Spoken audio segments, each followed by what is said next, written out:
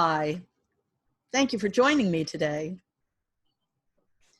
In this video, I'm going to be talking with you about resistance and how what we resist persists.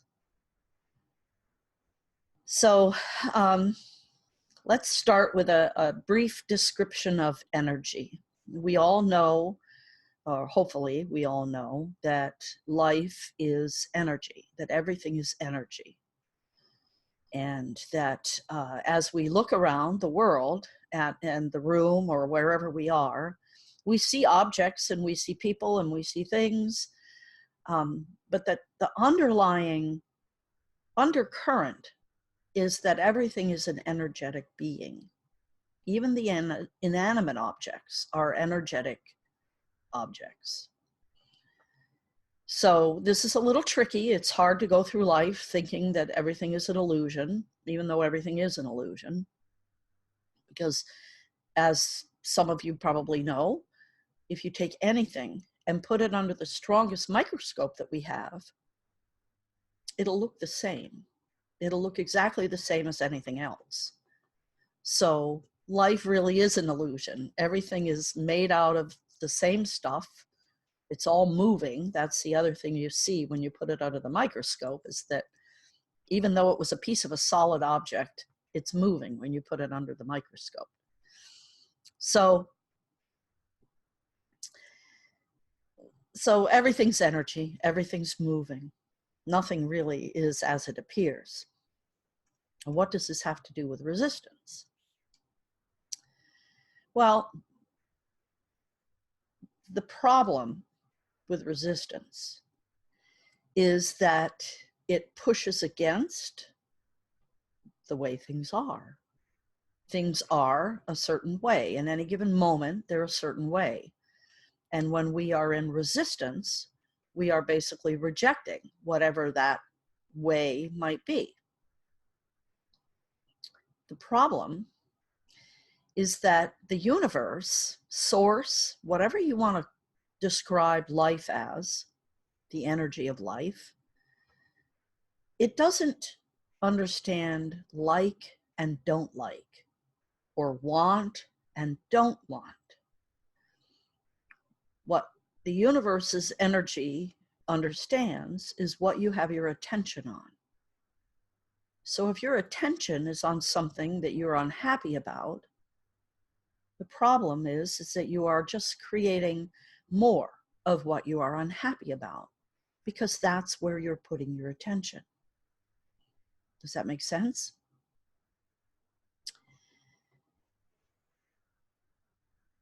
So the problem becomes, how do we change things in our world if we don't like how they are? And the solution is, rather than putting your focus on what you don't like, on what you need changed, you put your focus on what you do want, or the change you want to occur. You put your energy into those things. So now let me give you an example of a time in my life when I experienced a fair amount of resistance, and then I changed how I reacted to that resistance, and then the other person changed. So when I was in college, I lived with an aunt and uncle. They were an aunt and uncle by marriage, but still they were an aunt and uncle. And what many people didn't know was that the aunt was a raging alcoholic, terrible alcoholic. And I was in theater studies at the time, which meant I would end up after school, we would have the play, we might go out after the play, and so I would end up getting home really late some nights. And she would be waiting up for me, and she would be mad at me, and she would beat the crap out of me, slap me up a lot. And this was a pattern. I would come home, she would be mad, she would say something, I would try and defend myself, and she would haul off and slap me. And I would defend myself some more, and she would slap me some more. So I was majoring in psychology at the time.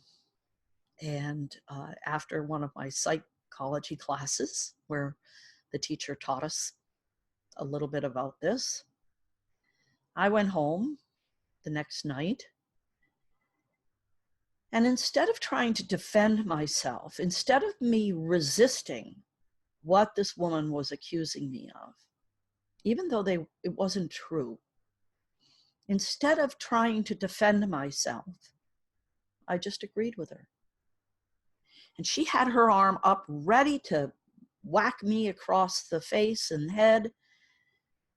And she let out with her, you, blah, whatever it was. And instead of me saying no or denying it, which is what would bring the force upon me, I didn't resist it. I went along with it. I said, you're right. Now, let me clarify something. I was not agreeing with the things she was accusing me of, right? She was accusing me of something that was not me, that didn't resonate with me, didn't reflect me or my intentions or my beliefs or even my actions. But I already had a long history of trying to change her mind, right? We knew that.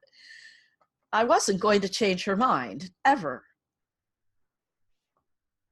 But I was able to change her behavior simply by saying, you're right, instead of no, or you're wrong, or that's not true. When I said, you're right, she had that arm ready, and it dropped. It lost all force behind it. She's not going to beat me if I'm agreeing with her, right? So it made her pause. And then she came up with another one, and she, unleashed that accusation against me. And again, instead of trying to defend myself, I just said, you're right. I wasn't agreeing with her in the sense that I was giving her words power. I was agreeing with her belief. That's all I was doing. I was giving her props for her accusation, to the extent that it's her accusation, it's her belief, it's her observation. Who am I to try and make it not true? I know who I am, and I know what I had done in those moments, and what she was saying wasn't true. But by resisting it, I wasn't going to get anywhere either. I was going to continue to experience a beating. So I gave up resisting. I just acknowledged and allowed her belief. And by doing that, I ended that whole process. She never again waited for me at night. She never again beat me. It made no difference anymore. Whatever her thoughts were, whatever her anger was, I took it away from her in the sense that I didn't give her the resistance she needed in order to hit me.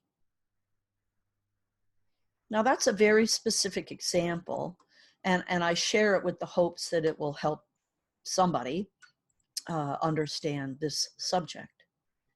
But the bottom line, if you take it a little further, let's apply it in a more broader context, in a context that perhaps you can relate to right now if you live in America or if you live in England.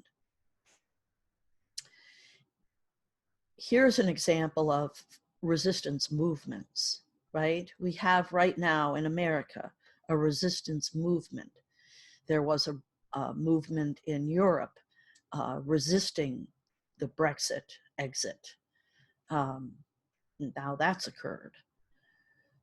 So those movements of resistance haven't been successful. And the suggestion that I would make as to why they haven't been successful is because, as the saying goes, what you resist persists. So in these cases, we're talking about an energy of change, right? People are unhappy with the way things are, and they want change. Unfortunately, the way they're going about getting the change is focusing on the things they don't like. And if you have figured it out, you know where this is going. We need to figure out a new way of affecting change other than putting our attention on what we don't want. So my recommendation and suggestion to you, if you're feeling resistance of any kind to anything, put your focus on what you do want. Put your focus and your energy on the change you want to see, not on the things that are the way you don't want to see.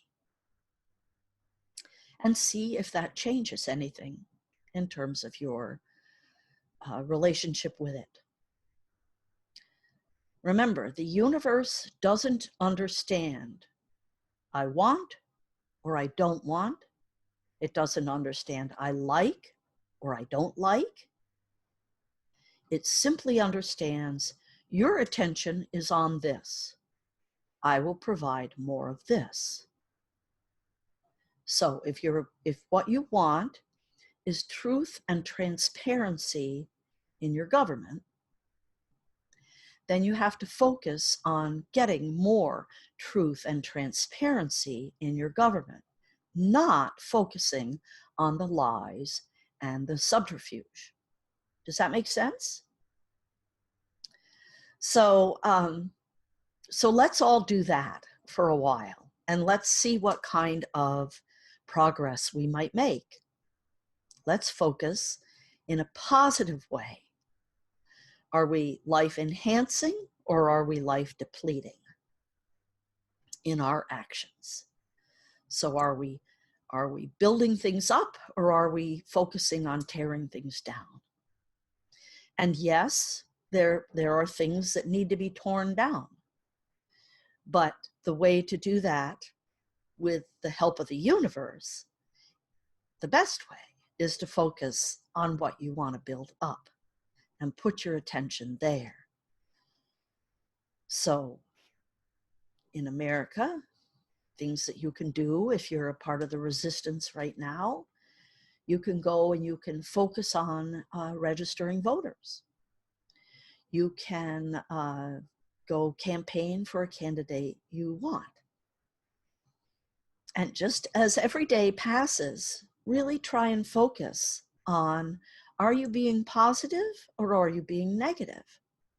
Because the more negativity you have and act on in your life, the more negativity you're asking for and creating. So let's go out into the world and let's not resist. Let's find the things that we want to change and let's change them from a loving, heart-based place. Let's put our energy into creating the world we want, not into destroying the things we don't like. And that works at a personal level as well. So if you encounter people in your life that you don't like, the best way to solve that is to remember that we are all one and love that person. Love that person as you love yourself. And if you don't love yourself, then that's a good place to start too. Because we are all one and we must love ourselves before we can love one another. So that's my little video on what you resist persists. I hope that it's been helpful in some fashion. If you have questions, please don't hesitate to either comment on the video or message me. I will reply. You can text me at 907-351-3003. And In the meantime, let's all go out and be the loving beings that we are intended to be, that we came here to be. And let's help create a world of peace and harmony. That's really what this century and this year and this decade are all about. And it seems like every day we take one step closer, even though sometimes it doesn't look like it. We are taking one step closer every day to a better world, a more loving world. Thank you for joining me today. I'll hope to see you again. Namaste.